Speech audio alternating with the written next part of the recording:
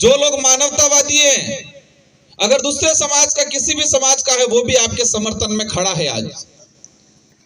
और अवश्य आप डटे रहना, केंद्र बिंदु यहां है और केंद्र बिंदु कमजोर हो जाएगा तो मजा नहीं आएगा।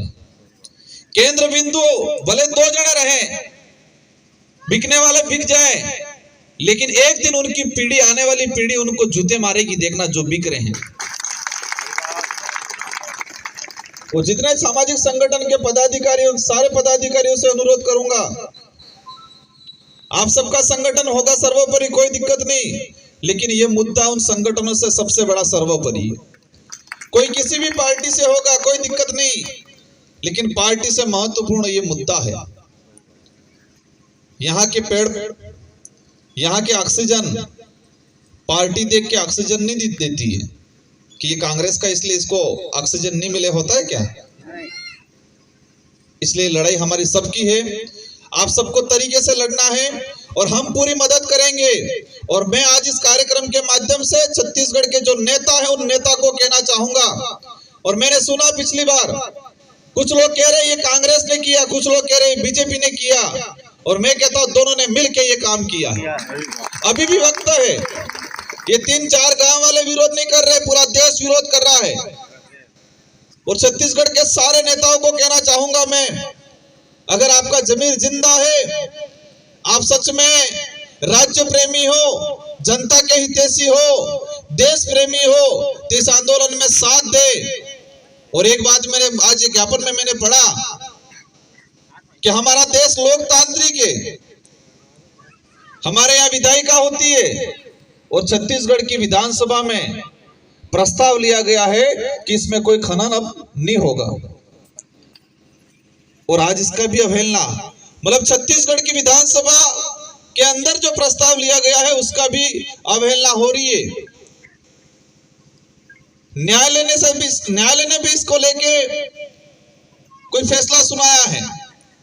इसका मतलब ये हो गया कि ये हसदेव खतरे में नहीं है, हसदेव के साथ संविधान भी खतरे में है और देश भी खतरे में है, लोकतंत्र भी खतरे में है। हसदेव अकेले की बात नहीं रही है, यहाँ के आदिवासी के अकेले की बात नहीं रही है, संविधान की बात रही है, देश की बात रही है।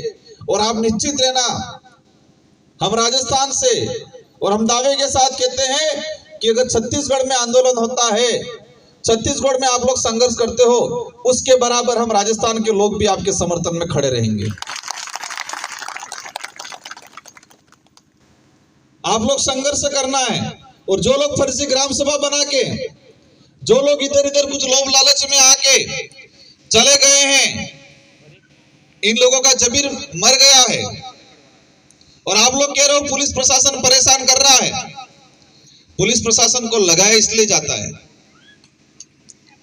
कि ये जाए रोके काम।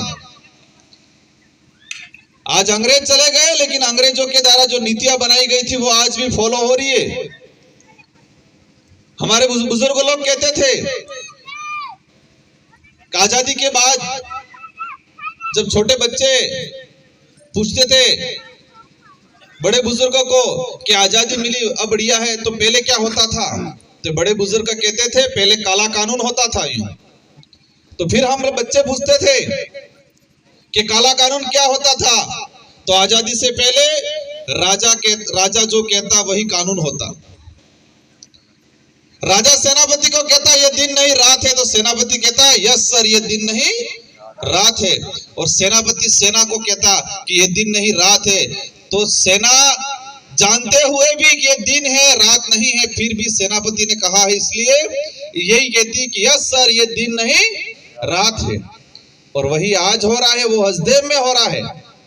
कई पुलिस वाले मन से अंदर चाह रहे होंगे कि ये नहीं करना चाहिए, लेकिन उनके एसपी ने कह दिया है कि ऐसा करो, तो यस सर करना पड़ेगा।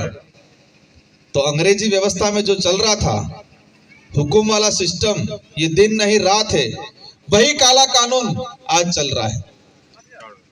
इसलिए आप सबको संवैधानिक तरीके से, ये लोग चाहेंगे कि ये लोग कुछ हरकतें करें, हमें नहीं करना है, हमें संवैधानिक तरीके से लड़ाई लड़नी है। और इस लड़ाई में पूरा देश साथ में है। कुछ मीडिया वाले आए हैं, उनको धन्यवाद देना चाहूंगा। लेकिन आपके चैनलों के माध्यम से उन देश के नेशनल मीडिया वालों को भी मैं कहना चाहूंगा कि आप लोगों को डूब मरना चाहिए। देश खतरे में है और आप छोटी छोटी न्यूज़ें दिखा रहे हो। यहाँ लोग धरना दे रहे, 10 साल से संघर्ष कर रहे, यहाँ लोग 300 किलोमीटर तक चल रहे हैं और नेशनल मीडिया के कहीं आप जगह नहीं दे रहे हो। और किसी अरबपति की पत्नी क्या पहन रही है, कौन सी साड़ी पहन रही है, वो दिखा रहे हैं। सही बात। किसी अरबपति के घर में कुत्ता क्या खा रहा है, कौन सा बिस्किट खा रहा है, वो दिखा रहे हैं ये लोग। इजराइल में वो हो रहा है, वो दिखा रहे हैं। पाकिस्तान में ये हो गया, वो दिखा रहे हैं। लेकिन हमारे भारत देश के अंदर छत्तीसगढ़ हसदेव में क्या हो रहा है, वो नहीं दिखा रहे हैं। ये सरकार नहीं, मीडिया वाले भी, कई मीडिया वाले इन लोगों के गुलाम बन चुके हैं। उन चैनलों वालों को कहना चाहूंगा, आप राष्ट्र की बात करते हो, देश की बात करते हो, तो छत्तीसगढ़ आओ, हसदेव को देखो कि जंगल में क्या हो रहा है। अभी 22 टोटल माइनिंग का देखा मैंने, इसमें 3 तो राजस्थान के लिए और बाकी 7 अन्य के लिए। और यही आने वाले समय में अगर 22 से 22 होगी तो आज पहाड़ जो दिख रहे हैं वो पहाड़ नहीं रहेंगे। जो आसपास के पड़ोसी गांव वाले ये सोच रहे हैं कि हमारे क्या पड़ी है, लेकिन ये 22 अगर आने वाले समय में खनन हुआ तो आसपास वाले जो गांव, जो लोग आज आपका साथ नहीं दे रहे हैं, उनको भी एक दिन परेशान होना है, उनको भी आपकी याद आएगी। सारे छत्तीसगढ़ वालों से कहना चाहूंगा, हम लोग सब साथ में हैं, लेकिन आप मजबूती से लड़ो। छत्तीसगढ़ में जितने भी सामाजिक संगठन हैं, वो सारे सामाजिक संगठन एक दिन एकत्रित हो, एक डेलीगेशन बनाओ और राज्य सरकार से मिलो आप लोग। अगर वो नहीं मानते हैं तो ये धरना यहाँ चल रहा है। और छत्तीसगढ़ में जितने आदिवासियों के नाम से सामाजिक संगठन है, वो सारे सामाजिक संगठन रायपुर के अंदर धरना दो अनिश्चित काल के लिए। कैसे लड़ाई नहीं जीतते? किसानों ने लड़ाई जीती, 1.5 साल तक रहे, दिल्ली का हाईवा जाम किया।